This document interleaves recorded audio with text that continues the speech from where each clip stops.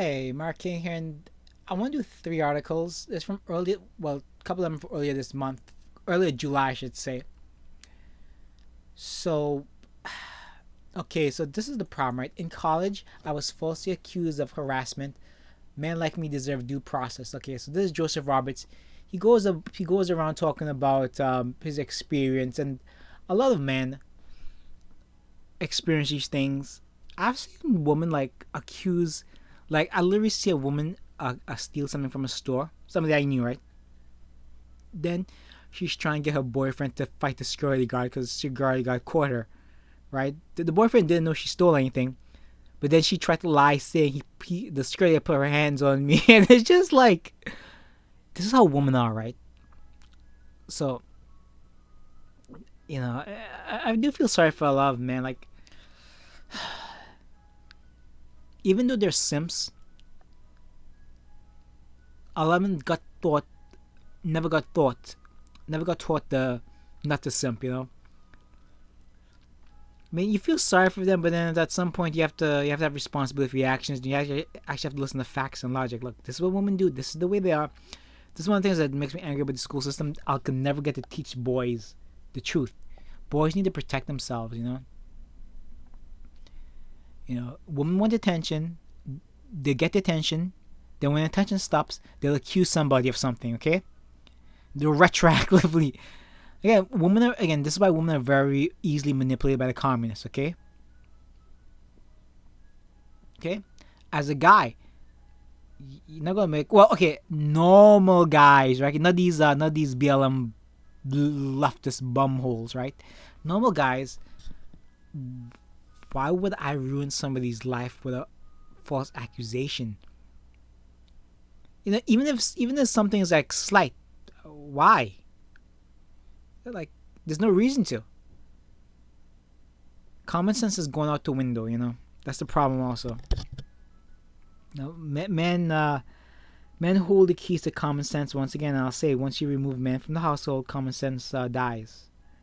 Okay, so let's read a little bit. Let's continue because this is kind of like important, but it gets kind of dry, I think. Anyway, then on April morning, an email popped in my inbox. It was from the Office of Student Affairs. I said little, then I was hereby summarily suspended.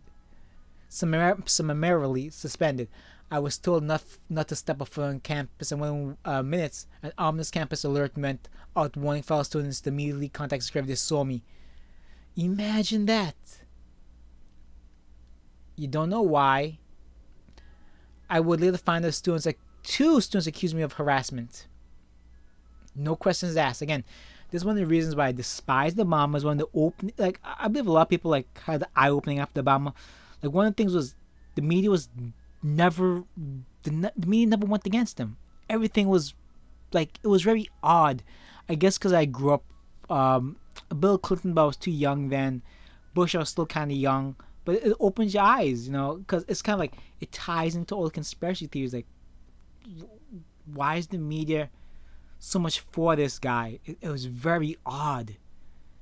It was strange, and then it led to like seeing what he did about the universities, how he had those kangaroo courts essentially. Everything was anti-males, anti-black males, pro-feminists. And then I saw his wife, and then I saw the way he walked, and then I understood. My goodness, the communists are right. Anyway, you get my drift, okay? Michael and Barack. Anyway, an accusation does enough damage. Okay, yes. Substance abuse, blah blah blah. Suicide attempt by falsely accused, not wrongfully charged or convicted because of my case was never went past accusation. There was never a court or rather Again, this was scary, right? The future of court cases might be public opinion. Depending on your skin color, you lose. It tied into something that I recently talked about, bioluminescence, where those who have the least wanted qualities will basically win everything. Okay, that's it. That's the best way I can say it. Okay, you decide what the least wanted is.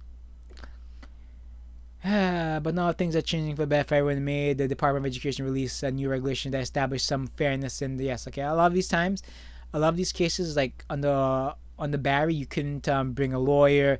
It's basically she had all the say. The universe will always rule in her favor. Okay. I mean, let's just go through some of the rule changes, blah blah blah. But I won't read too much. Okay, I want to do 2 more articles. That's really it, right? But yeah, this is important for men. Okay. All right, this stuff is important. Okay. Again, I will tell men like, don't go after liberal women. Okay, never, ever, ever. They're all nuts. Like if like some of the judgments I make could be wrong. Well, it's definitely not as wrong to go after liberal women. Like, avoid liberal women, avoid non-religious women. That's just my thinking, right? They tend not to have a base, right? Usually, a religious woman, obviously, woman are woman, but they're more loyal to traditionalism. It's just like, you get married, it's supposed to be her body is yours, and vice versa. Non-religious and liberal women, they're nuts. They don't have the logic. Again, a lot of times when people lack moral judgments, religion brings you into a morality in a way, right? Human beings, when they're left to their own vices, they destroy. Hence communism. Okay. So let's continue with a couple of more. Some of them are older, so I'm just gonna touch upon it. Baker uses female urine from public toilets to make Goldilocks bread. An enterprising female baker is switching up her bread recipe by using wheat fertilized with urine public restrooms. This is by Ben Koss from New York Post, right away. Goes, okay, urine is a great fertilizer, said engineer and self-proclaimed ecofeminist Louise Raga, who regularly gathers piddle of female urinals in 14 she is brains, all right. So this is probably going to be filtered, yada, yada, yada. Let's see, according to a new study published by French Urban Planning Agency, some 29 million of loaf breads baking daily, saving farmers. Again, using environmentalism to push nonsense. All right, let's see what this leads to. It is a neglected liquid, usually dismissed as, again, like when you have to survive in like harsh conditions, deserts, you have to drink your own urine. Okay, go for it. Anyway, but she probably she just filters it. But nobody in their right mind wants this. Okay, let's be honest. Okay, nobody. It's unknown how urine affects the taste of bread. Its rumored sterility when expelled from the human body has been a topic of much scientific debate. So to further ensure its cleanliness, Rago dilutes the bizarre ingredient with tiny taps. So I guess she doesn't filter it. She just dilutes it. All right. Well, this is nasty, and it just shows that the female, like, again, logic. Like, okay, it's okay. So first, why female urine, right? I mean, it doesn't say, but why? Again, it's just the female imperative. It's feminism. It's why it's ecofeminist. It's not a thing. It's called an insane person doing insane things. Okay. Anyway, be warned. Urine and bread is not good, even though it's diluted. It's just like, why? Maybe some guys got off it.